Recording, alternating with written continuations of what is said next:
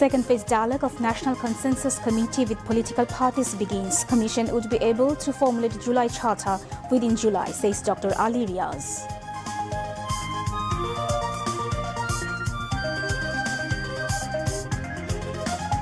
International Crimes Tribunal 2 begins its journey to further advance the trial process to ensure justice in the July-August killing involving crimes against humanity.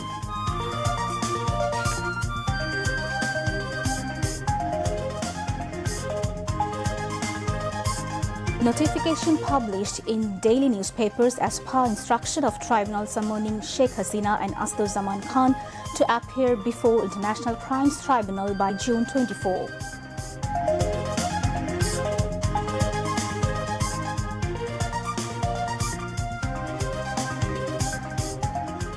Printing of primary and secondary textbooks for the next academic year begins. The goal of NCTB to deliver books at the field level by November. Donald Trump wants to evacuate Tehran immediately. Iran seeks intervention of international community to end conflict.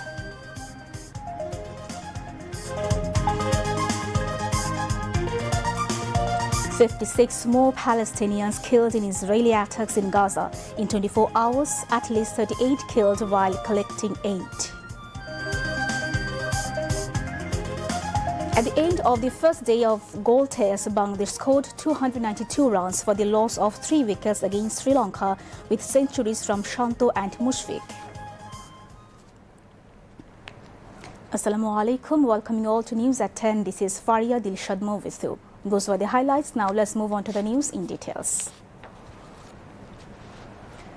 Vice Chairman of the National Consensus Commission, Dr. Ali Riaz, has said that the draft of the National Charter can be prepared by July if the cooperation of political parties continues. The desired goal can be reached. He said this at the second phase of discussions organized at the Foreign Service Academy in the capital today. Representatives of 30 political parties including BNP, NCP, Islami Andolon, Nagorik Oikko, Gono Udhikar Porishod and Gono Shonghoti Andolon participated in the discussion. The main topics of discussion include Article 70 of the Constitution, women's representation in Parliament, nomination of the chairperson of the Standing Committee, bicameral Parliament and the appointment process of the Chief Justice. Dr. Ali Riaz said that it may not be possible to agree on everything, but in the larger interest of the nation and the state, it is necessary to reach an acceptable position despite differences. If this trend of cooperation continues, it will be possible to prepare the National Charter by July. He said that if the discussions continue, it is possible to create a unified national framework which will serve as the foundation for future political stability and public trust. Chief Advisor Professor Muhammad Yunus thanked Australia for resuming visa processing operations in Dhaka when the newly appointed High Commissioner of Australia to Bangladesh, Susan Raal, called on him at the State Guest House, Jamuna, today. The High Commissioner said visa applications can be submitted online. During the meeting, they discussed ongoing reform efforts of the interim government, election preparations, expansion of bilateral trade, and the Rohingya crisis. Highlighting the reform initiatives, the Chief Advisor said his government is going through a series of important changes following chaotic times. Professor Yunus said his government focus remains on constitutional, judicial, and administrative reforms. These are foundations for building a stronger Bangladesh. He said they are working closely with all political parties to ensure a smooth transition, and next month the July Charter will launch on the anniversary of the historic July uprising. The Chief Advisor also spoke about preparations for the upcoming national elections. Regarding electoral support, the Australian High Commissioner Susan Raal announced Australia would provide $2 million Australian dollars through the UNDP to help enhance the institutional, technical and operational capacity of the Bangladesh Election Commission. Touching on the Rohingya issue, Professor Yunus urged Australia to scale humanitarian aid for the million Rohingya refugees living in Bangladesh. Senior Secretary and SDG Coordinator Lamia Morshed and Director General of East Asia and Pacific Wing of Foreign Ministry Muhammad Noor Alam were present. The International Crimes Tribunal 2 has formally commenced its proceedings to ensure justice for the crimes against humanity committed during the July-August killings. The new phase began this morning with a reception ceremony for the judges at the International Crimes Tribunal. The three-member bench of Tribunal 2 is headed by Chairman Justice Nazrul Islam Chaudhuri. The other members of the bench are Justice Muhammad Mujibur Rahman Mia and Justice Muhammad Manzurul Basid. Attorney General Muhammad Asaduzzaman, Chief Prosecutor Muhammad Tajul Islam and senior lawyers were present at the event. Tribunal 2 Chairman Justice Nazrul Islam Chaudhuri said that no threat will deter the pursuit of justice for the preparators of the July-August killings. He emphasized their firm commitment to ensuring justice, placing their trust in God. Later, the Attorney General and the Chief Prosecutor spoke with journalists, underscoring the importance of upholding international standards in establishing justice for the July-August killings. According to the directive of the International Crimes Tribunal, a public notice has been published today in 2 daily newspapers summoning the accused of the July-August killing, Sheikh Hasina and Asaduzzaman Khan Kamal, to appear before the tribunal by 24 of June. Prosecutor Ghazi M.H. Tamim revealed the information during a media briefing today.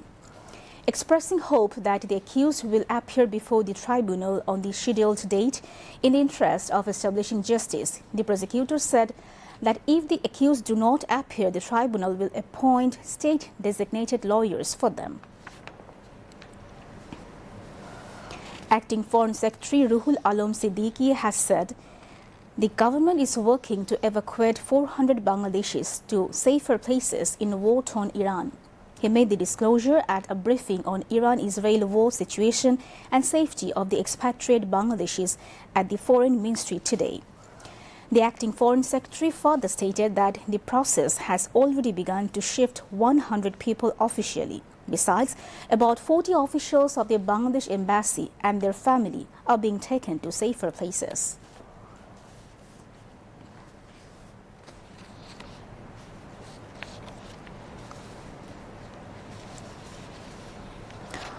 Although the price of crude oil in the global market is on the rise due to the Iran-Israel war, Finance Advisor Dr. Saleh-Uddin Ahmed said that it will not affect the price of crude oil in the country.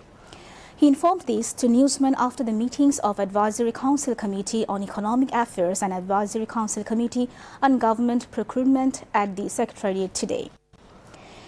In terms of imports, fuel and essential goods are still coming at the previous prices. However, if the war situation continues for long, necessary measures will be taken anew, added the finance advisor.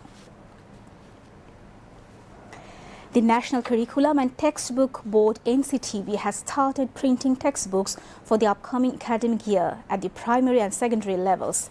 NCTB aims to deliver all textbooks to field-level institutions by November. For the current year, more than 39 crore textbooks were printed for primary and secondary students. Compared to this year, 4.5 crore fewer books will be required for the upcoming academic year. Previously, educational institutions used to place additional demands, resulting in the printing of a larger number of books, which increased government expenditure. This time, NCTB officials are visiting different areas themselves to assess the actual demand. As a result, the demand for secondary level textbooks has decreased by around 3 crore 80 lakh and for primary level books by about 70 lakh. Altogether, the number of books is decreasing by over 4.5 crore compared to normal years. According to NCTB, this reduction will save the cost of around 200 crore and 40 lakh taka. Brazilian Ambassador to Bangladesh Paulo Fernando das Ferreira met BNP Secretary General Mirza Fakhrul Islam Alamgir today. The meeting took place at the party chairperson's office in the capital's Gulshan. BNP Standing Committee member and member of the chairperson's Foreign Affairs Advisory Committee Amir Khosru Mohammad Chaudhuri and Shama Abad, member of the chairperson's Special Advisory Committee on Foreign Policy, were present during the meeting.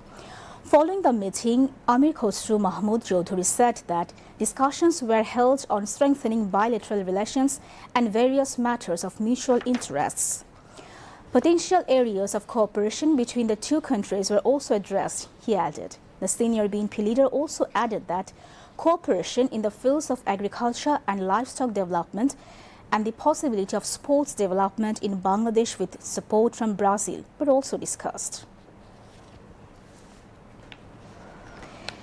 The Anti-Corruption Commission ACC has filed a case against former Bangladesh cricket team captain and former Member of Parliament for Maghura 1 Saqib Al Hasan on charges of embezzling hundreds of crores taka from the stock market through fraud. At a regular briefing today, the ACC's Director General Mohammad Akhtar Hossain disclosed this information. Director Sajjad Hossain. Earlier, a court had issued a travel ban yesterday on Saqib Al Hasan and 14 others. Other accused in the case include Muhammad Abul Khair alias Hiru, Deputy Registrar of the Department of Cooperatives, his wife Qazi Sadia Hassan, Abul Kalam Matbor, Kunika Afroz, Muhammad Bashar, Sajid Matbor, Alia Begum, Qazi Fuad Hassan, Qazi Farid Hassan, Shirin Akhtar, Javed Ematin, Muhammad Zahid Kamal, Muhammad Humayun Kubir and Tanvir Nizam. Muhammad Akhtar Hossain said that Saqib Al Hasan invested in shares of 3 companies and was involved in market manipulation through these investment activities. And now moving on to international news.